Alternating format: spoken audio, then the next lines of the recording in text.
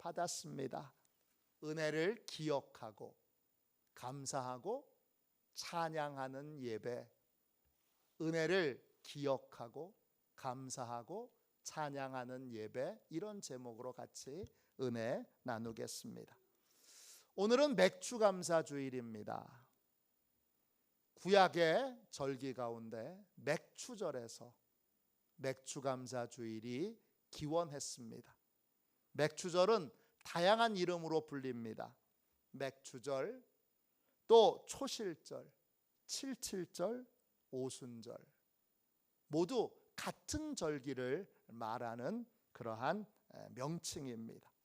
맥추절은 보리를 추수하는 절기라는 뜻이고요, 초실절은 첫 열매를 거두는 절기라는 뜻이고, 칠칠절은 6월절 후에 7주 7일 동안 7일이 7번 됐다, 그래서 7주가 지난 절기라 그래서 칠칠절이고, 오순절은 6월절 후에 50일째 되는 날이라 그래서 오순절입니다.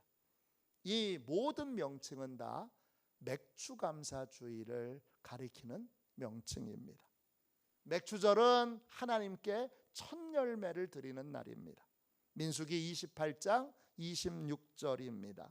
칠칠절, 처음 익은 열매를 드리는 날에, 맥추절은 처음 열매, 처음 익은 열매, 처음 딴 열매, 첫 열매를 하나님께 드리는 날입니다. 첫 열매를 하나님께 드리는 이유는 내가 누리고 있는 모든 것이 다 하나님의 은혜 덕분이라는 것을 인정하고 고백하는 것입니다. 내가 지금 누리고 있는 것이 내 실력이나 또는 행운이나 또는 내 능력 덕분이 아니라 오직 하나님께서 베푸신 은혜 덕분입니다 라고 하는 걸 삶으로, 행동으로 고백하는 것이 바로 첫 열매를 드리는 것입니다. 우리는 맥추감사주일을 통해 하나님께 첫 열매를 드림으로 하나님의 은혜를 기억하는 삶을 살아야 합니다. 하나님의 은혜를 망각하는 순간 삶의 모든 것들을 잃어버리고 모든 것이 어려워지는 그러한 고통을 겪게 되기 때문입니다. 오늘 읽은 말씀은 시편 30편입니다. 시편 30편은 다윗의 시편입니다. 다윗의 개인적인 찬양을 담은 그러한 고백인데, 이 찬양을 다윗의 아들 솔로몬이 성전을 봉헌할 때 봉헌송으로 씁니다. 왜 봉헌송으로 썼느냐? 아버지가 누구보다 성전을 짓기를 원했다는 걸 아들인 솔로몬이 잘 알았기 때문입니다. 이 찬송은 성전 정화송으로도 사용됐습니다. 유대인의 절기 중에 수전절이라고 하는 절기가 있습니다. 12월 25일부터 8일 동안 지키는 절기인데, 이스라엘이 헬라, 그리스에게 지배를 받을 때 성전에서 우상 숭배를 하도록 그렇게 황제가 강요를 했습니다. 헬라의 황제, 그리스 황제가 예루살렘 성전 안에 제우스 신상을 세우고 그리고 돼지고기를 제물로 바치도록 강요했습니다. 이에 유대인들이 마카비라고 하는 사람을 중심으로 그리스와 전쟁을 벌이게 되고, 기막히게도 그 전쟁에서 유대인들이 승리하게 됩니다. 그리고 더럽혀진 성전을 깨끗하게 정화하여 성전을 다시 봉헌하게 됩니다. 이게 수전절입니다. 하누카라고 불려지는 이 절기인데, 이 정화된 성전을 하나님께 드리면서 불렀던 찬송이 바로 시편 30편입니다. 또한 이 찬송은 개인의 예배 결단송으로도 사용됐습니다. 하나님의 백성인데도 하나님의 은혜를 망각하고 삶을 살아왔던 자가 자기 죄를 회개하며 하나님의 은혜를 잊지 않고 늘 감사하며 또 찬양하며 삶을 살겠노라고 그렇게 고백하며 결단할 때 불렀던 노래가 바로 시편 30편입니다. 왜 다윗의 시편을, 이 시편 30편을 이스라엘 백성들은 성전 봉헌송으로 또 성전 정화송으로 또 개인의 예배 결단송으로 삼았을까요? 이스라엘 백성들에게 다윗은 가장 훌륭한 예배의 모범을 보였던 인물이기 때문입니다. 이스라엘 백성들은 다윗처럼 믿음으로 살길 원했고 다윗처럼 하나님께 예배드리기를 원했습니다. 오늘 시편 30편을 보면 다윗은 이스라엘 백성들에게 예배를 드릴 때마다 세 가지를 꼭 잊지 말라고 권면합니다. 4절 말씀을 보세요. 시편 30편 4절입니다. 주의 성도들아 여호와를 찬송하며 거룩함을 기억하며 감사하라 합니다. 성도들에게 다윗은 말합니다. 하나님의 거룩하심을 찬송하고 기억하고 감사하라. 근데 순서가 좀 마음에 하면 하나님의 거룩하심을 기억하는 게 먼저겠지요. 그리고 감사하는 건 고백하는 거예요. 그리고 찬송하는 건 곡조를 붙여서 찬양하는 거예요. 그러니까 정리하면 하나님의 거룩하심을 기억하고 감사하고 찬양하라고 그렇게 다윗은 명령합니다. 이때 거룩하심은 히브리어로 코데쉬입니다. 뜻은 안식처, 피난처, 은신처 이런 뜻입니다. 위급한 상황에 하나님이 너의 안식처가 되어주셨던 것, 너의 피난처가 되어주셨던 것, 너의 은신처가 되어주셨던 것, 그거 예배마다 기억해라. 그리고 고백해라. 그리고 곡조를 담아서 찬양하라 합니다. 다윗에게 예배는 하나님의 은혜를 기억하고 감사하고 찬양하는 시간입니다. 맥주감사 주일도 마찬가지입니다. 첫 열매를 하나님께 드림으로 하나님의 은혜를 기억하고 감사하고 찬양하는 시간입니다. 우리는 매 주일마다 이 은혜를 기억하고 감사하고 찬양함으로 하나님의 은혜 안에 머물러 있을 수 있게 됩니다. 우리가 매 주일 예배를 드리는 이유는 이 예배를 통하여 하나님의 은혜 안에 머무를 수 있는 힘을 공급받아야 하기 때문입니다. 우리가 두 번의 감사절을 지내는 이유도 하나님의 은혜를 잊지 않고 하나님의 은혜 안에 살도록 하나님의 은혜의 보호를 받도록 우리가 두 번의 감사절기를 지키는 것입니다. 안전의 법칙이라는 말이 있습니다. 들어보셨습니까? 누가 맨 처음 한 말인지는 모릅니다. 그런데 인기 강사 중에 김창옥이라고 하는 분이 있습니다.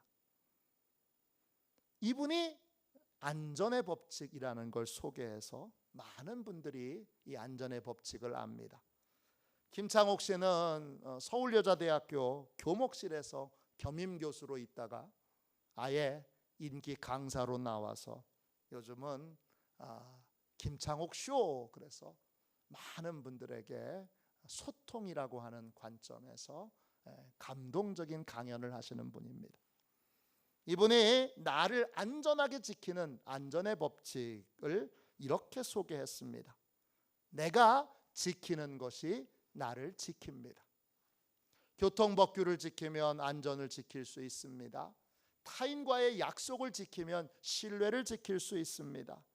운동 시간을 지키면 건강을 지킬 수 있습니다. 좋은 소비 습관을 지키면 가난에 빠지는 것으로부터 지킬 수 있습니다. 내가 무언가를 지키면 결국 그것이 나를 지켜주는 것입니다. 안전의 법칙은 예배에도 적용됩니다. 내가 예배하는 삶을 지키면, 내가 예배마다 하나님의 은혜를 기억하고 감사하고 찬양하는 예배를 드리면, 그러면 그 예배가 나를 하나님의 은혜 안에 머물러 있도록, 은혜가 계속 공급되는 삶을 살도록 나를 지켜준다는 것입니다. 저와 여러분 모두가 다 예배마다 오늘 이 맥주감사주일처럼 늘 하나님의 은혜를 기억하고 감사하고 찬양하는 예배를 드리시기를 주님의 이름으로 축원합니다.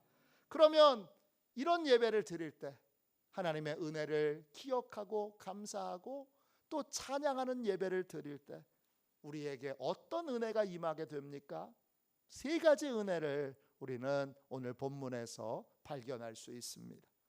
첫 번째 은혜는 형통의 상황에도 흔들림이 없이 은혜를 붙드는 삶을 살게 됩니다.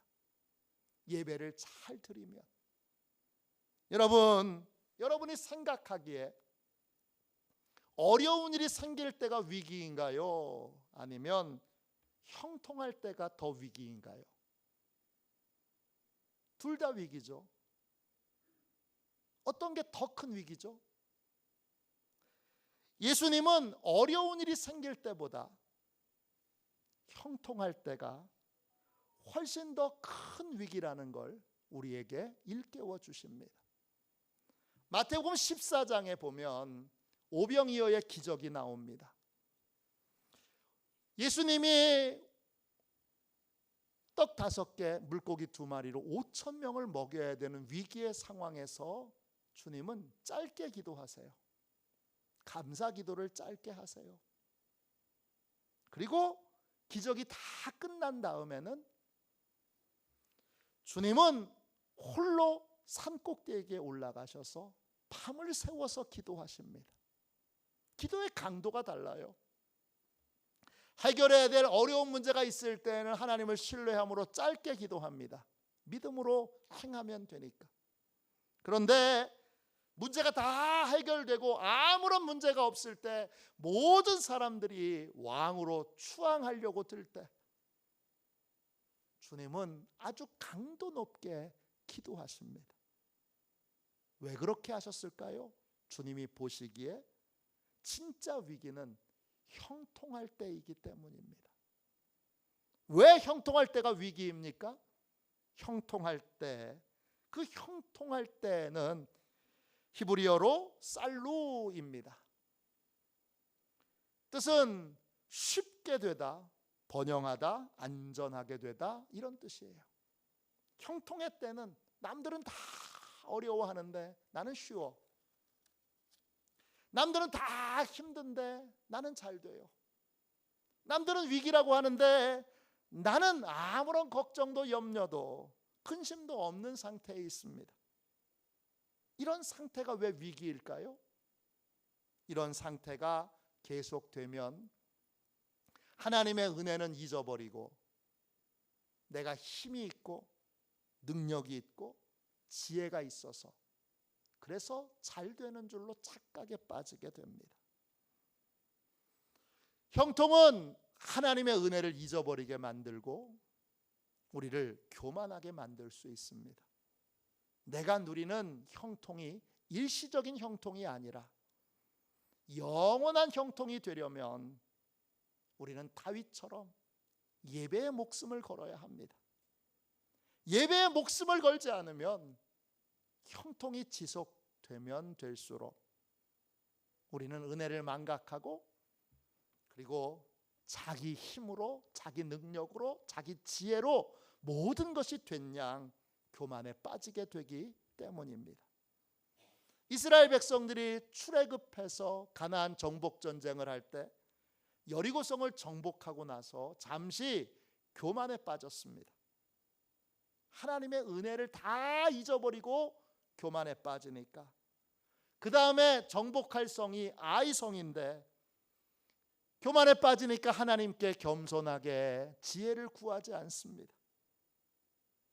지혜를 듣지도 않습니다. 지혜를 따르지도 않습니다.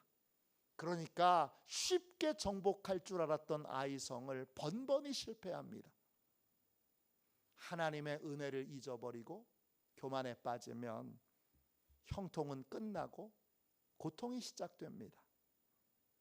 그 고통 속에서 이스라엘 백성들은 깨닫습니다. 아, 우리가 예배에 실패했구나. 이들은 여리고성 전투에서 승리한 다음에 예배에 실패했습니다. 이건 하나님의 은혜 덕분입니다. 이렇게 당연히 고백했어야 되는데 하나님의 은혜를 기억하고 감사하고 찬양했어야 되는데 여기에 실패했습니다. 그러자 삶의 고통과 실패가 찾아왔습니다. 은혜를 망각하고 교만에 빠지게 되면 그 교만은 하나님의 진노를 불러오게 됩니다. 교만에 빠지면 누구의 말도 안 듣고 하나님의 말씀도 안 듣고 그리고 제멋대로의 인생을 살게 됩니다. 그러면 하나님의 진노를 불러오게 됩니다. 오늘 읽은 말씀 시편 30편 5절 앞부분을 보세요. 그의 노염은 잠깐이요 그의 은총은 평생이로다. 예배에 실패하여 은혜를 망각하고 교만에 빠지게 되면 하나님의 노여움을 불러오게 됩니다. 노염이라는 말은 히브리어로 아프입니다. 뜻은 콧구멍이란 뜻이에요. 화가 나면 코에서 바람이 나잖아요. 바람이 나잖아요. 분노가 차오르면 강한 바람이 코에서 나옵니다. 이게 노여움이에요. 하나님의 은혜를 기억하며 감사하며 찬양하는 예배를 빼먹고 예배를 잊어버리고 예배를 망각하게 되면 우리는 금방 은혜를 잊어버리고 교만에 빠져서 하나님의 진노를 불러오게 됩니다. 그러면 하나님의 얼굴을 가리십니다. 시편 30편 7절 뒷부분을 보세요. 주의 얼굴을 가리심에 내가 근심하였나이다 합니다. 하나님의 얼굴을 가렸다. 이건 하나님의 은혜가 중단됐다는 뜻입니다. 예배가 중단되면 은혜도 중단됩니다.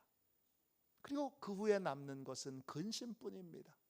근심하였나이다. 그 근심한다는 말은 히브리어로 바할입니다. 갑작스럽게 위기가 찾아와서 내적으로 당황하고 겁을 먹는다는 뜻입니다. 왜 이런 일이 일어났습니까? 하나님의 은혜를 기억하고 감사하고 찬양하는 예배를 빼먹었습니다. 잃어버렸습니다. 그 예배를 지키지 못했습니다. 그러니까 은혜를 잊어버리고 교만에 빠지게 되었고 그러자 은혜는 중단되고 위기와 고통으로 근심하는 일만 남게 됩니다. 은혜를 잊어버리면 교만에 빠지게 되고 교만에 빠지면 하나님의 진노를 불러올 뿐만 아니라 우리는 욕망을 쫓는 삶을 살게 됩니다. 프랑스의 사상가 장자크 루소라고 하는 분이 교육 지침서를 썼습니다. 그 책이 에밀이라는 책입니다. 이 책에 이런 말이 나옵니다. 우리의 불행은 욕망과 능력의 불균형에서 비롯된 것이다. 어려운 말이지만 쉽게 말하면 아주 쉽게 이해할 수 있습니다. 우리는 언제 불행하냐? 능력에 비해서 더 많은 걸 가지려고 욕심을 부릴 때, 능력은 안 되는데 욕심은 클 때, 그때 우리는 불행해지는 것입니다. 욕망이 크다고 꿈을 크게 가져, 꿈을 크게 가져 그렇게 말하는데 그 꿈이 실력이 뒷받침되지 않는, 능력이 뒷받침되지 않는 그냥 헛된 꿈이라면, 꿈이 크면 클수록 그 인생은 불행해지는 것입니다. 욕망이 크다고 그 욕망을 이룰 수 있는 건 아닙니다. 현대인들이 불행한 이유는 능력은 작은데 욕망은 한없이 커졌습니다. 그래서 누구나 할 것 없이, 예외 없이 다 불행한 삶을 사는 것입니다. 교만에 빠지면 자기의 능력을 정직하게 보지 못합니다. 그러면 헛된 욕망을 품고 헛된 욕망을 쫓게 됩니다. 그러면 자기도 불행해지고 가족도 불행해지고 모든 것이 불행해지는 삶을 살게 되는 것입니다. 욕망은 끝이 없습니다. 욕망을 제어할 수 있는 유일한 길은 바른 예배자가 되는 것입니다. 내가 잘해서 잘된 것이 아니라 하나님의 은혜 덕분에 잘된 것임을 깨닫고 하나님의 은혜를 기억하고 감사하고 찬양하는 예배에 목숨을 걸 때, 그 예배를 성실하고 진실하게 지킬 때, 그때 우리는 겸손하게 하나님의 은혜 안에 머물러 욕망과 욕구를 제어할 수 있는 삶을 살게 됩니다. 그럴 때 행복한 삶이 오게 되고, 그럴 때 모든 것이 안전한 은혜의 삶을 살 수 있게 되는 것입니다. 두 번째, 예배마다 하나님의 은혜를 기억하고 감사하고 찬양하는 그러한 예배를 드리게 될 때 우리에게 어떤 은혜가 임하게 됩니까? 환경을 의지하지 않고 하나님과 하나님의 은혜를 의지하는 삶을 살게 됩니다. 오늘 말씀 7절 보세요. 시편 30편 7절입니다. 여호와여, 주의 은혜로 나를 산같이 굳게 세우셨더니 주의 얼굴을 가리심에 내가 근심하였나이다. 우리는 이중적인 존재입니다. 우리는 하나님을 의지하는 삶을 살면서 동시에 하나님에게서 독립하기를 원합니다. 독립한다는 건 하나님의 도움 없이 살 수 있게 되는 것을 꿈꾸는 것입니다. 어느 여자 권사님이 바람이 쌩쌩 부는 추운 겨울에 새벽 기도를 오돌오돌 떨면서 나오면서 혼잣말로 이렇게 말합니다. 아이고, 내 팔자야. 온통 문제덩어리 인생이니까 남들 다 자는 이 새벽에 쿵상 떨러 기도하러 나와야 하니 나는 도대체 언제쯤이나 다른 사람처럼 아무 근심 걱정 없이 새벽에도 집에서 편안하게 잠을 좀 자보나. 이분은 하나님의 도움을 의지하면서 동시에 하나님의 도움 없이 살기를 꿈꿉니다. 예외 없이 많은 분들이 이런 삶을 꿈꿉니다. 예상외로 이런 분들이 많습니다. 이런 분들이 꿈꾸는 그 독립의 핵심은 돈을 많이 버는 거예요.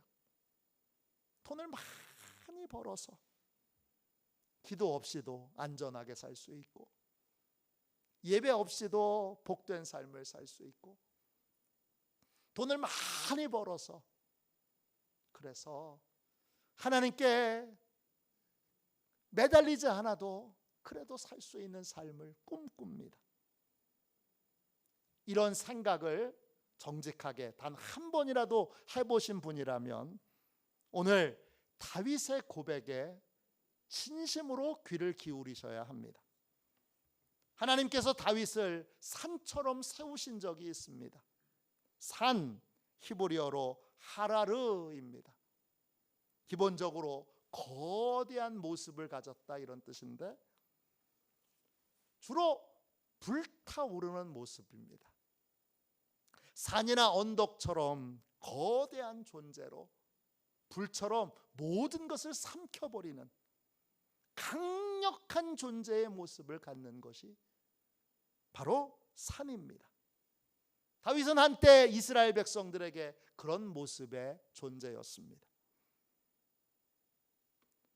그 순간은 하나님의 도움 없이도 얼마든지 이스라엘을 통치하고 이웃 나라를 정복할 수 있을 것처럼 보였습니다. 사람들은 이제 다윗이 하나님의 도움 없이도 얼마든지 강력한 왕의 노릇을 할 수 있겠다 생각했습니다. 그러나 그를 위대하게 만든 건 하나님이시고, 그를 산처럼 위대하게 보이게 만든 이유는 하나님의 은혜 덕분입니다.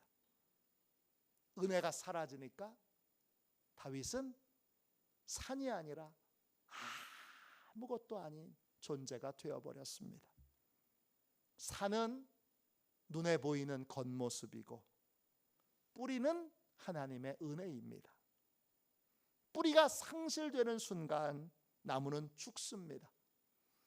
아무리 튼튼한 나무라도 뿌리가 없으면 죽는 건 시간 문제입니다.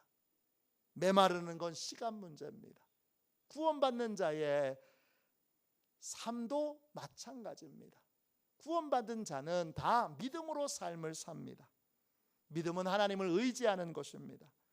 하나님을 의지하는 믿음을 잃어버리는 순간 아무리 대단한 위치에 있어도, 다윗처럼 이스라엘 백성들이 벌벌 떠는, 이웃 나라들이 벌벌 떠는 그런 태산 같은 존재가 되었어도, 그래도 하나님을 믿고 의지하는 믿음을 잃어버리는 순간, 은혜를 잃어버리는 순간 우리는 한순간에 허물어지게 됩니다. 그러므로 구원받은 자는 항상 하나님만을 의지하는 믿음을 유지해야 합니다. 하나님의 은혜를 기억하고 감사하고 찬양하는 예배는 하나님만을 믿고 의지하는 믿음을 유지할 수 있는 힘을 줍니다. 온전한 예배를 통하여 복의 뿌리가 되는 이 하나님의 은혜 가운데 거하는, 은혜를 지키는 저와 여러분이 되시기를 주님의 이름으로 축원합니다. 마지막 세 번째로, 우리는 예배마다 하나님의 은혜를 기억하고 감사하고 찬양할 때 어떤 은혜를 누릴 수 있습니까? 은혜를 잃어버렸을 때 은혜를 회복하는 삶을 살 수 있게 됩니다. 오늘 말씀 5절을 보세요. 5절입니다. 그의 노여움은 잠깐이요 그의 은총은 평생이로다. 저녁에는 울음이 깃들일지라도 아침에는 기쁨이 오리로다. 하나님의 은혜를 잊어버리고 교만에 빠지면 교만은 하나님의 진노를 불러옵니다. 그럼 모든 것이 막히고 모든 것이 근심과 걱정으로 바뀌게 됩니다. 이런 순간에 회복의 열쇠는 예배에 있습니다. 여러분, 하나님에게는 치명적인 약점이 있습니다. 뭐냐? 우리를 너무 사랑하십니다. 우리를 너무 사랑하시기에 용서도 하나님은 너무 쉽게 하십니다. 나를 용서하실 때 쉽게 용서해 주시는 건 감사한데, 내가 싫어하는 사람을 쉽게 용서해 주시는 건 참을 수가 없습니다. 하나님의 최고의 약점은 우리를 너무나 쉽게 용서해 주신다는 것입니다. 하나님이 우리를 용서하시기 위해 치른 대가는 어마어마한데, 하나님은 용서를 구하는 자에게 주저없이 용서해 주십니다. 이 사실을 다윗은 너무나 잘 알았습니다. 하나님은 우리를 향한 진노를 오랫동안 품지 못하십니다. 하나님의 노염은 잠깐입니다. 잠깐이란 히브리어로 레가입니다. 뜻은 눈 깜빡하는 순간이란 뜻입니다. 하나님의 진노, 우리를 향한 하나님의 진노는 아주 짧은 시간에 끝납니다. 언제 어떻게 끝납니까? 하룻밤의 회개로, 하나님은 우리를 향한 진노를 끝내십니다. 다윗은 용서의 은혜를 많이 체험했습니다. 회개의 눈물로 저녁에 회개 기도를 시작했는데 새벽에는 용서의 기쁨으로 바뀌는 걸, 하룻밤에 하나님이 그 무시무시한 죄를 용서하신 것을, 그 더러운 죄를 용서하신 것을, 그 끔찍한 죄를 용서하신 것을 다윗은 많이 체험했습니다. 밤에 기도할 때는 절망이었는데 하룻밤의 기도로 새벽에는 기쁨과 감격과 평안으로 바뀌게 됩니다. 예배는 잃어버린 은혜를 회복하는 열쇠입니다. 하나님의 은혜를 잊고 살았던 것을 진심으로 회개하고 하나님의 은혜를 기억하고 감사하고 찬양하는 예배를 드리면 하나님은 우리를 향한 진노를 즉시 멈추시고 평생 지속될 은총을 베풀어 주십니다. 예배를 통해 은혜는 유지됩니다. 또 예배를 통해 은혜는 회복됩니다. 내가 지금껏 하나님의 은혜를 망각하고 교만하여 삶을 살았다면 오늘 단 한 번의 예배만으로도 하나님은 우리의 모든 허물과 죄를 깨끗하게 용서해 주십니다. 예배는 회복과 용서의 열쇠입니다. 우리는 예배의 목숨을 걸어야 합니다. 모든 예배와 맥주감사 주일은 모두가 다 하나님의 은혜를 기억하고 감사하고 찬양하는 예배여야 합니다. 그렇게 예배를 드리면 우리는 하나님의 은혜를 잊지 않고 교만에 빠지지도 않고, 그리고 형통한 순간에도 은혜 가운데 거할 수 있게 되고, 환경이 아닌 하나님만을 의지하는 삶을 살게 되고, 그리고 잃어버린 은혜를 회복하는 복을 누릴 수 있게 됩니다. 저와 여러분 모두가 다 하나님의 은혜를 회복하고 은혜 가운데 머물도록 예배를 소중히 여겨서 예배의 자리에서 항상 하나님의 은혜를 기억하고 감사하고 찬양하는 삶을 사는 그러한 복된 예배자들이 다 되시기를 주님의 이름으로 축원합니다. 이 시간 우리 함께 찬양하겠습니다. 우리 찬송가 292장 1절만 우리 두 번 찬양하고